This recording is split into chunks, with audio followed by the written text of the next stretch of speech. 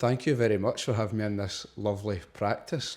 Thank you for coming. To anybody who's not aware of where we are, give me the idea geographically, but I have to caveat that because there's two practices that you've got. Yes, so we have this location here. So we're in Linwood Paisley today, and we've got our second location in Campus Lang. I think I've got a fixation with like dentistry, especially like cosmetic dentistry, and I'm so fascinated by it. And I think sometimes people think that I'm making it up, but how interested I am. But I'm interested. Really?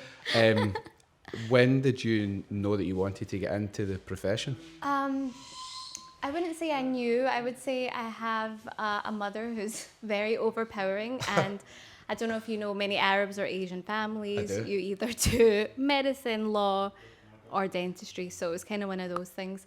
But I did it as soon as I got into it. First year was really good.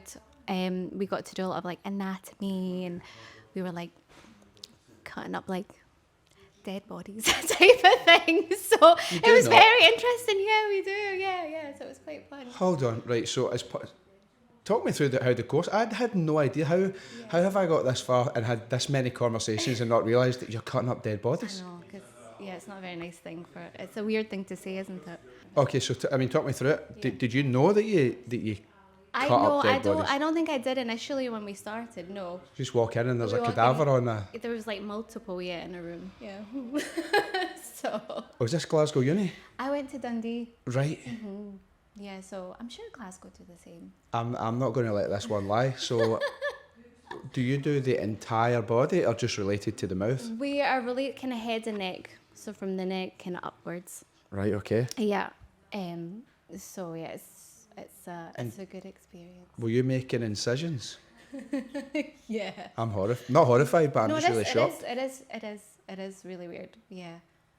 So do people have to like donate their bodies? Yeah, they donate, and So then you have a whole ceremony at the end.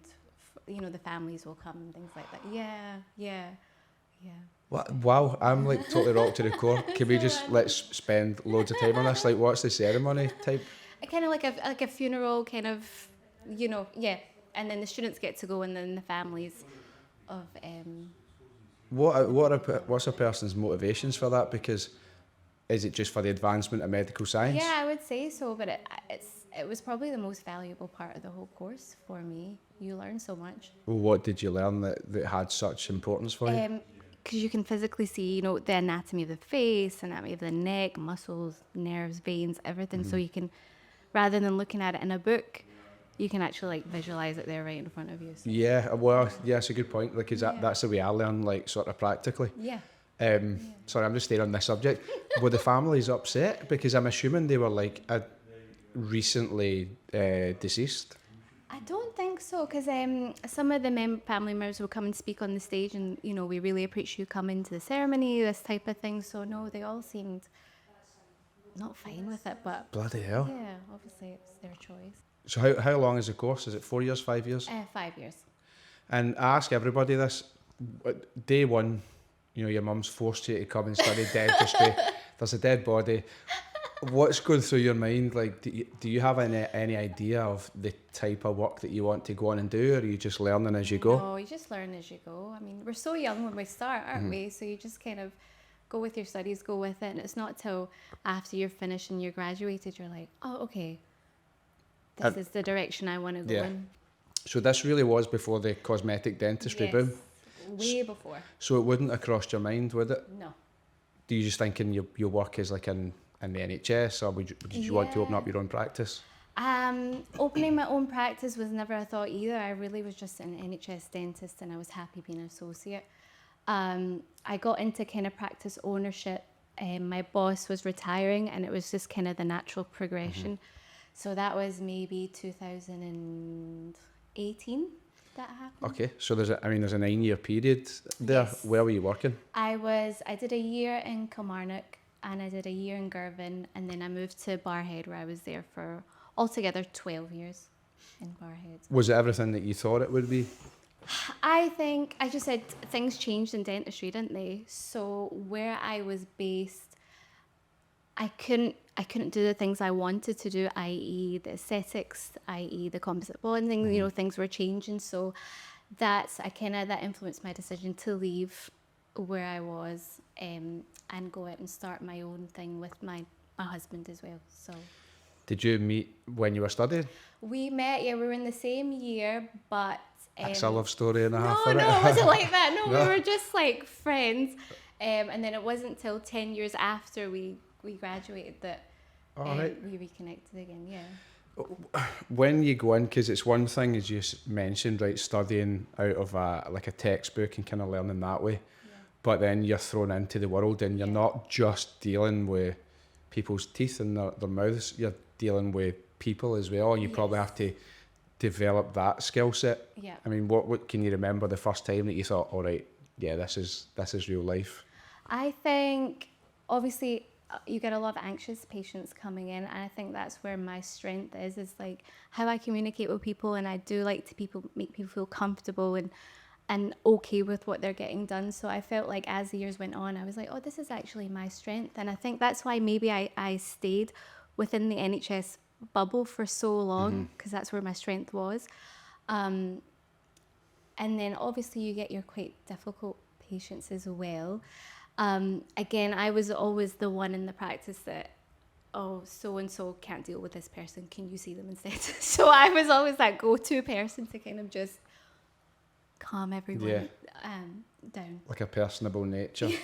Because I remember being, right, let me remember the year, this would have been like 1998 probably, so I was like a wee boy, and I had to come into the dentist, maybe get a tooth out, and they put it's like, the way I describe it is like a fighter pilot's mask and gas in you. Oh no. Oh, like, wow. That's traumatizing. That was traumatic, like that stuck with me. Yeah. And I remember having to get pinned down because I'm like fighting and wrestling to get free. Yeah. I mean, do you ever have things like that where people just have like a freak out? Oh yes, all this, especially with children. Because imagine how like, it's intimidating. yeah, it's terrifying. Yeah, so I do, if I feel like the parent's becoming a bit like, you need to get this done, you need to step in and be like, look, mum, you're just going to traumatize them, make them worse. Let's get them back next week and let's try again. But no, I would never do that to anybody. It's just horrible. Pin them down. No. So there's no, because I was looking to But see if people there's any. always say, oh, the knee and the chest, and they were taking my tooth out. Yeah, I remember having that, just like all you see is four adults like pinning you down. Yeah. Horrendous. Thankfully, that kind of didn't last with me my entire life. Was there ever any point where you thought this isn't for me? Because you're right at the coalface. Many times. I think for me, I don't know if other female dentists feel this. When you start a family, that's usually the kind of point where you're like, oh, can I do this anymore? And where I was working previously, I didn't have much support from people, work-wise, because you're self-employed essentially, and it's kind of like, well, you need to come back to work. You can't take your full maternity leave, or you need someone to fill in your space. So that was quite stressful for me. So at that point, I was like, oh, should I just forget doing dentistry and go into more aesthetics, Botox, fillers, that type of thing, or do I leave the practice altogether and try something myself? So that was like kind of turning point for me. You mentioned aesthetics, that's something that you offer as well. Is that, do most dentists offer that type of service? I think now, yes. I think dentistry it's completely changed, right? It's more of a, not like, I don't want to say like a beauty industry. No, I think it is. I think it is as well. Yeah. Yep, and I felt that way for a long, long time. And, we're the ones, we know anatomy. As we said, we've studied it, we've seen it in front of us. So yeah, you have to offer it. It would be silly if you didn't. Because you're best placed if you know exactly how the face works. And it all goes, if you're getting a whole smile makeover, you're getting your Invisalign, you want it all to kind of all look good. You're doing the whole thing as a whole, so people get the best kind of facial structure and everything. So yeah, I think it goes hand in hand. It's funny that though, isn't it? Like how it used to just be about functionality, practicality and health, and now it's about beauty and appearance and the aesthetic sort of nature of it. Yeah. Could you see that coming? I think, because I did my aesthetics certificate back in like 2013 or something. Oh, wow. So it was a long time ago, but I didn't really push it because of where I was at the time. But now looking back, I wish I would have stuck it out and really. Yeah, I think You it's know? totally reasonable Yeah. to see why you wouldn't though, because it was. They weren't joint. No, they weren't jointed, Yeah. but also it was this thing that, oh, this is what because you looked at it as surgery, Yeah. and you're like, oh, that's what rich people and famous people and Yeah. film stars get, and now it's like, well, anybody, it's accessible to anybody. From the aesthetic side as well, what do you think about people offering it that aren't qualified or aren't? What is the laws around licensing are so confusing. It's very vague, right? Yeah. Obviously, I think it changed, was it the 1st of June or something like that? So I think now you have to have a qualification. If you're a non-prescriber, i.e. so you can't write prescriptions for medications or can't write prescriptions for Botox, you need somebody who can be there during the appointment with the patient. So I think, yes, they made it very difficult for people who are non-prescribers to do these things. It's a awkward argument, because I feel like some people have been in the game for so long and they're very good at what they do. So I feel bad for those people. You know, they made it hard for them. But at the same time, it's a safety aspect as well, right? Yeah. So. Because I can completely understand why everybody wants to look their best and feel their best, and they maybe see that these treatments are available and, oh my God, look how cheap it is. Yes. But are they taking a major risk? Yes. I think wherever you go, whoever you go to, you need to ask what products are being, so do your research. Yeah. What products are being used? Why are you using these products? That type of thing. So if you've gone in and educated yourself before your appointment, then I think you'll be able to make the right decision. Or what could go wrong? So say, right, so I am walking down the road and I see an advert in like a beauty salon offering Botox or whatever, and it's £50. Yeah. And I might think, oh wow, yeah, I mean, I really want to get that, and it's within my price range. What could go wrong? You don't know where they've got that product from. Like, why is it so cheap? So there's a lot of there's ones from like China and Hong Kong, and the ingredients are all in Chinese, and you just don't know what it is. If you put that into your face, anything could happen. Because I mean, people, price point is a major thing for people, Yeah. which is why we see so many going abroad for like cosmetic dentistry. Yeah. I mean, the floor is all yours. Please, you must have loads of thoughts and sort of reflections on that industry. There's good and bad, right? So I think, again, it's educating yourself and doing your research. So I had a patient come in and he was like, oh, Dareen, there's this Turkish dentist, he's coming. I think they do like a weekend in the Hilton or something, like an expo. Oh, so you can go for like a consultation or something? Yeah, and they do your scans and things like that. Quite clever from a business Very, standpoint, isn't very it? smart, because you're getting a whole Yeah. bunch of people at the same time. So I was like, do you know what? I was like, go get your scan done, see what they suggest for you, bring me back your treatment plan, let me see what they've said, and then I can advise you whether, okay, yeah, that sounds reasonable, or no, that's too invasive. So he did. He came back and he was like, gave me the treatment plan. It was like 14 crowns, so on the top and on the bottom. And I was like, I don't think you need 14 crowns. I was like, that's too much. I was like, let me refer you to somebody that I trust, and you get an opinion from them. And then let's compare the two treatment plans and let's see what's best. So that's what he done. I referred him, and then the other dentist here was like, oh, you just need Invisalign and a bit of bonding maybe after. Yeah. So he's avoided like a whole situation. See, that's crazy. So Invisalign and bonding maybe takes a wee bit longer, but talk me through how that retains your actual teeth, because talk me through what they do over there to give you these crowns. Yeah. And then, what the alternative is. Yeah. So if you're getting 14 crowns on the top that you don't need, they're shaving your teeth down literally to like a peg shape. I'm sure everybody's seen that picture of is it Katie Hazel? Price. Yes, that's basically what it is. And then they're putting these porcelain crowns on top. So what takes 2 days, you fly back home, and you might get like toothache on all your teeth because your nerves are exposed, or now you need root canal. And what do you do then? Do you go back? Do you stay? And then that's extra costs, that's extra destruction to your tooth. Whereas if you're going down the Invisalign route, bonding route, it's your own teeth that are still there, and you're just saving yourself a lot of heartache in the future.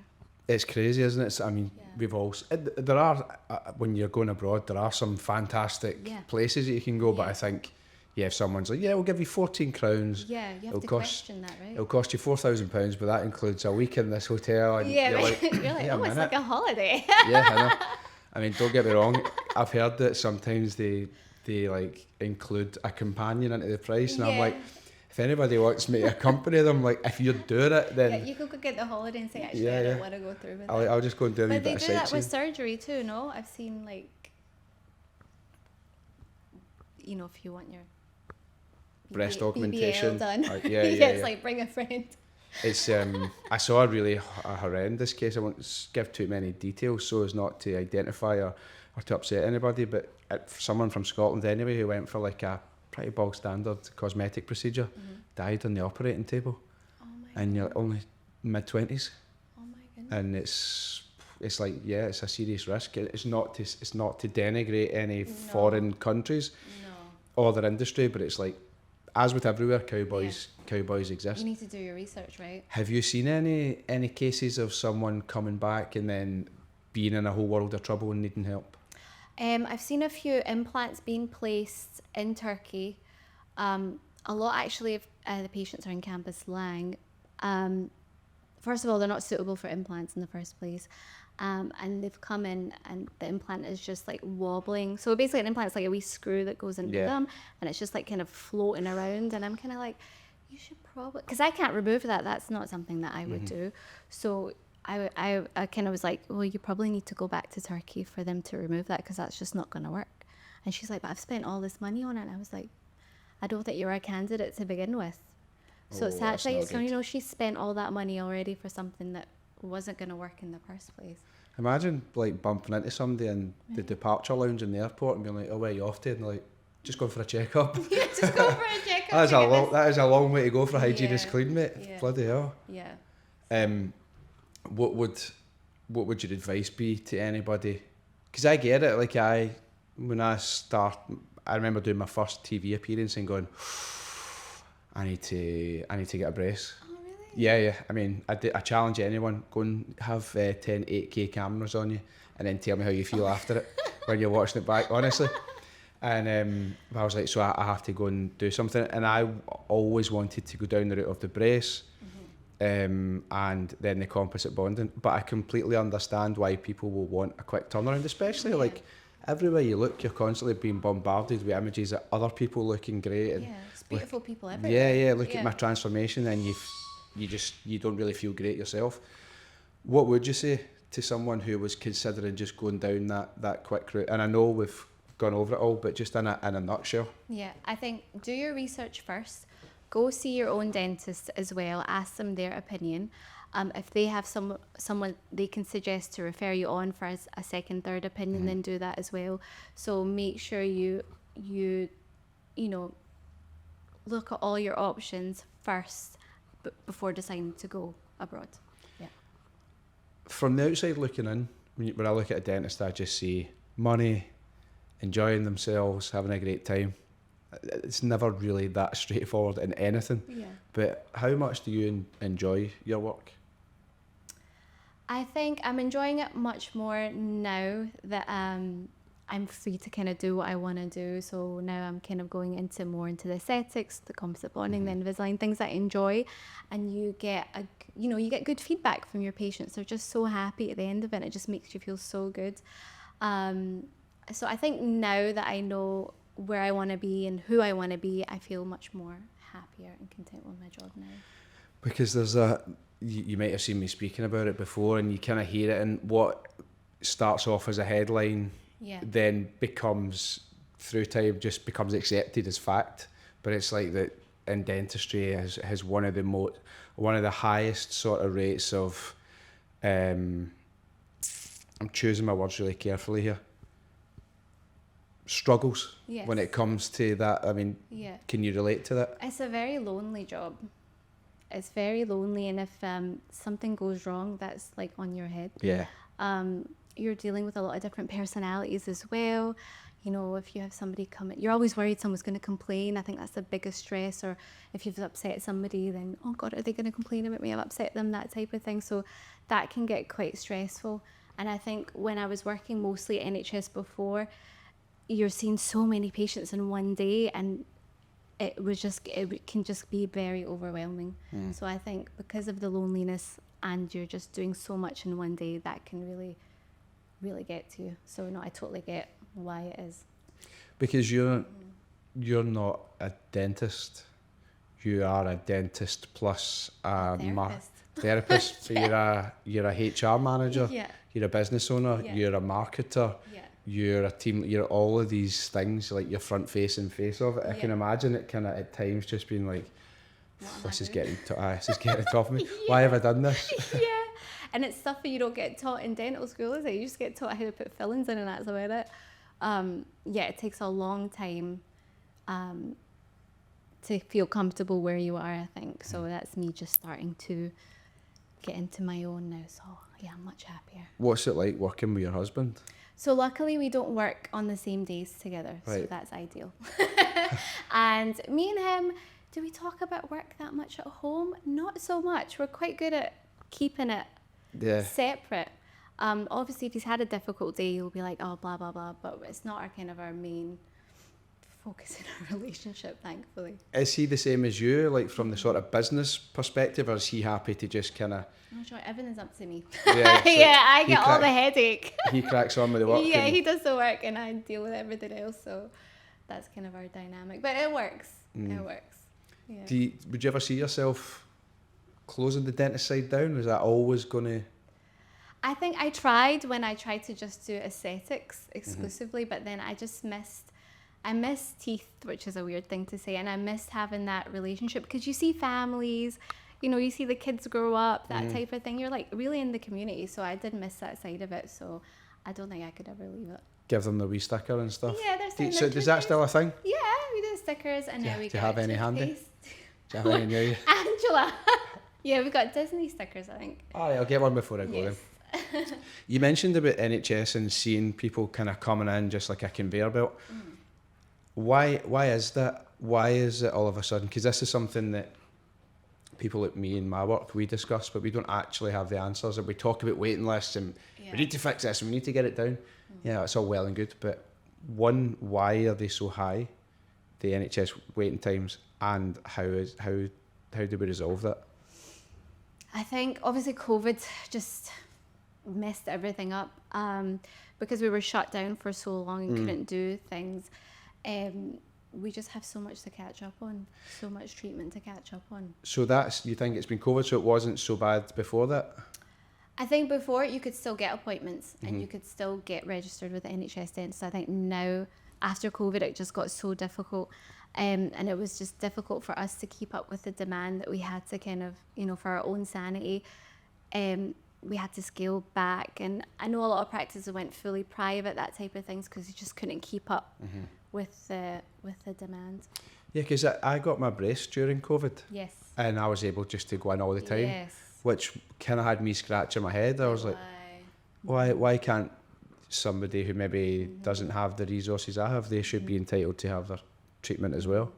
Yeah, we're under different kind of regulations with the NHS than we are with private. So with private dentistry, you've got full range of what you can do, when you can do it. Patients, it's more accessible. Whereas with the NHS, we are more restricted now. So now, in the past, you could get a checkup twice a year, and now you can only get a checkup once a year. You can only get your hygiene once a year, that type of thing. So I've read that, in fact, there's a recent study that's come out that gum disease is linked to Alzheimer's and dementia. I read that the other day. Can you be far more eloquent and capable of explaining that than me, but what were the findings? I think it's more to do with like the bacteria in the gums kind of getting into the bloodstream, that type of thing. Okay. I don't know if I've not properly researched it, but I think it's something to do with that, because it's the same link between gum disease and heart disease as well. Wow. So it is difficult because you've got your NHS patients that really do need their scale and polishes more than once a year, but if they don't have the money to do that, we can't offer them more, they've just made it really difficult for everybody. So that's very difficult for me to get my head around, because I see dentistry as completely one with the National Health Service, because they're inextricably linked. I mean, can you So I just find it insane then that there wouldn't be as much importance, because surely it's a very obvious equation that fail to take care of dental hygiene is going to result in a sort of decline in physical health, which is more of a burden on the health service. And it's like, should we not be intervening at this point? I mean, what, you'll be able to explain this well, what types of links are there between poor dental health or like issues with your teeth and other physical ailments, because they seem to be very connected? Yeah, so if you've your oral health is declines and you're losing your teeth, you're having to wear dentures, you can't eat properly, it's going to affect your weight, health in general, everything's connected to your mouth. So it is weird how we can't offer more on the NHS when it's those vulnerable people that need it the most. Do you have any reason as to why this is obviously a government decision? Funding, yeah, it's just funding. They don't want to fund it like they used to, and I think they're trying to put the blame on us. So dentists are going more private because the funding isn't good. So the community might blame the dentists. Oh, they've all gone private because X, Y, Z. It's actually no, because we don't have funding to provide what we need. Yeah. For you. Yeah, so is it then fair to say if you don't go down that private route that the dentistry or any practice would just cease to exist? Yeah. Bloody hell. Obviously, we spoke about at the start the evolution of dentistry, and now it's happening at such a rapid pace. So the advice that you would have given yourself starting out in like the sort of mid to late 2000s would be very different to what you would say to someone now. To somebody thinking of entering the profession now, or maybe at the start of their academic journey, what sort of nudge would you give them? What things would you tell them? I would definitely recommend that they do as many postgrad courses as they could, because that's something I didn't do early on and I wish I had. I would definitely advise them to start branding themselves, not just post work all the time, but themselves as a brand, who you are, what are you, and get out there on the socials, because that's where people will find you, and that's how you're going to build on your career as well. So I would definitely say that to them. I think branding is such a great point. I think that's like where the world is heading, to be honest. I say this sort of tongue firmly in my cheek. I think to most people, a dentist is a dentist. Especially if they're coming for the basics and they're not going like all out on cosmetic dentistry. And they want to see like, what is a person like? If somebody's going to be rummaging about in my mouth, like I want to like you first. That sounds like that could actually be clipped up and really taken out of context. I maybe should have chose my words a wee bit better there. But yeah, you want to make sure you have that connection. So it is absolutely important. Do you foresee any sort of further changes or like innovations, because it is just, again, it's evolving at this breakneck speed? It's wild. I can't even imagine even in 5 years, like what things will be like. We've got all these like fancy x-ray machines and all these like things on the laptop software and stuff like that. So yeah, it's gonna be good, but I think you have to just keep on top of your post-grad and research and stuff like that. I think because what we've seen is that collision of the evolution of the industry, the huge demand, and then there's been this sort of collision or collaboration with like the tech industry. Because some of the scanning things I've seen, when I got my brace and I had to get my impressions done, they got like this plaster thing, right? And I had to lie back and I was like retching. Eyes were like slithering. Streaming, and I was like gagging as if I'm going to be sick. And I really struggled, and the dentist was cracking up at me as if I was like a toddler, which is kind of what I was acting like, but it was just terrible. Fast forward 2 years when I'm getting my composite bonding done, and I thought, oh, here we go, because they said we need to sort your impressions. So I'm thinking, oh God, this is going to be hell.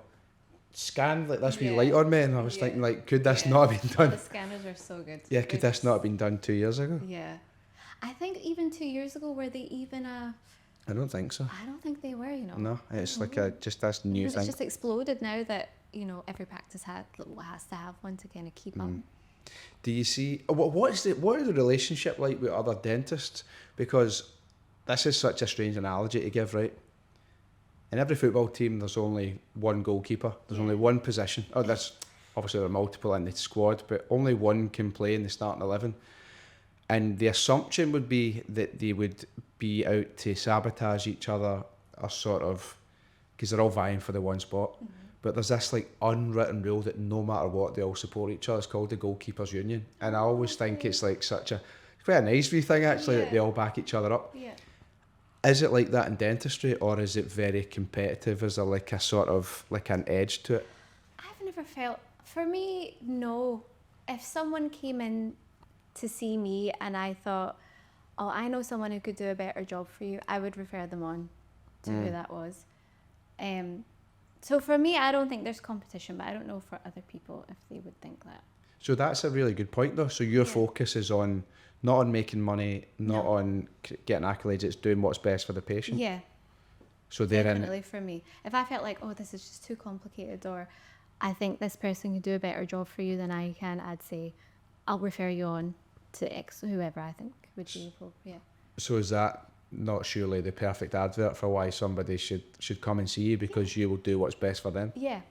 Yes. Yeah, definitely. Definitely. Even that patient that had come in who was going to go to Turkey, I offer Invisalign, but his case was just a bit, I could have probably done it, but I just thought, no, I think you're better seeing this person instead, because I know for sure you'll get the result that you want. So yeah, for me, I'm thinking about you and what you need. Is that you as a person, or is that something that you're taught? I think it's a mix of both. I think we're always taught, you know, if you feel like this is beyond what you can do, your remit, then refer it on. I think me as a person, I always want the best for people, just in general in life. So I would definitely support other dentists and support my patients as well. That's a really great trait to have, isn't it? Yeah, I think that's a really nice way to be. Yeah. I'm going to grab these. Yes. Sorry. So the Venneir, how nice is this wee box? It's beautiful. So this is, oops, I put that there. So you'll obviously be stocking this. I'll give you one of these. Yes, thank you. Behind every great smile, there's a little secret support. That's a very good way to put it, isn't it? Yes. I mean, there's no point me trying to explain this when I've got an absolute expert beside me. Mm-hmm. But how are you describing this veneer? For me, this is, you know, you'll have people come in and say to you, what toothpaste do you recommend? I've got crowns, I've got bridges, I've got this. And there's nothing on the market for me to say, oh yeah, definitely use this. So the fact that this has come out is just, it's a lifesaver for me, because now I can actually say, oh, we've got Venneir and it does X, Y, Z, and it's ideal for your situation and what you have. I think the best bit about it is that you get sensitive, everybody's got sensitive in their teeth, and that's because most of the toothpaste on the market are abrasive, right? So with Venneir, it's non-abrasive, so we're not taking away that layer of enamel, or if you've got composite bonding, that layer of like composite, you're not wearing away the product that's been put on your tooth. So that's why I just think it's a great thing to use. I've actually never noticed this before. Not tested on animals, vegan-friendly formula. Yeah, it's vegan. That's important to a lot of people, isn't it? Yeah. The what I find as well is that it's like an immediate sort of brightening, and I sometimes used to wonder, I'm like, is that a placebo effect? But it is. It's like it's noticeable. Yeah. And then I have people asking me, have you been whitening your teeth? Yes. And it's like, no, I've just been using. Yeah, because you need something to maintain, don't you? You don't just get your treatment done and then you just forget about it. Well, that's it, because as I was saying to you sort of off camera, I love red wine. Yeah. I love dark foods that are likely to stain my teeth, and I love coffee, and I'm not willing to compromise. No, because you have to say to people like, oh, sorry, you can't use all that stuff Yeah, anymore. so you know those things that you love, you can no longer enjoy them. Sorry. This is great as well, the anti-stain mouthwash. Yes. Is it something that you would you use this as a dentist? I would. Do you know what? Because there's a debate now. Alcohol alcohol products are in mouthwashes, and it's like a no-no. So I always say to patients, if there's alcohol in it, don't use it. Mm-hmm. But now we've got this. There's no alcohol in the product, so I would definitely recommend that, along with the toothpaste as well. I think the sort of crux of the point is, like, if you're spending so much money and so much time, and maybe you have gone abroad, you've literally flown thousands of miles. Yeah. And it's like you're then going to take care of that. Same with a car. Yes. You're going to spend a fortune on a beautiful car and then wash it. Service it or not clean it. Yeah, wash it with products that are going to kind of scrape it and make it Yeah. deteriorate. So yeah, it's great. Well, these boxes are for you. Yes, I can't To stock wait. to and your. they're beautiful. The packaging's really nice. Yeah, it is, isn't it? Yes. And made here in Scotland as well. So yeah. And they've got the right amount of fluoride and everything in it, no? And the foaming agent doesn't have that, which is super important because a lot of people suffer with ulcers and stuff like that. So again, there's nothing that I can say to them to use, but now I've got this to recommend. So no, I'm happy. Perfect. Yeah. We hope that your patients will love it just as much as we do. Yeah. Well, this has been great. Thank you very much Thank you for coming in. having me. How does the rest of the day look now that you're I you're have running the show? a toddler play date today, so so I'm off to do next. Brilliant. No, well, thank you very much and wishing you all the best. And also, your second practice canvas line. Oh yes, so we are doing a whole refurb, guys. So we're planning to hopefully be open in September. So hopefully you'll see us on the socials a bit more soon. Brilliant. Yes. Thank you. Well, wishing you all the very best. Thank and you. thanks for chatting to me. Thank you for having me.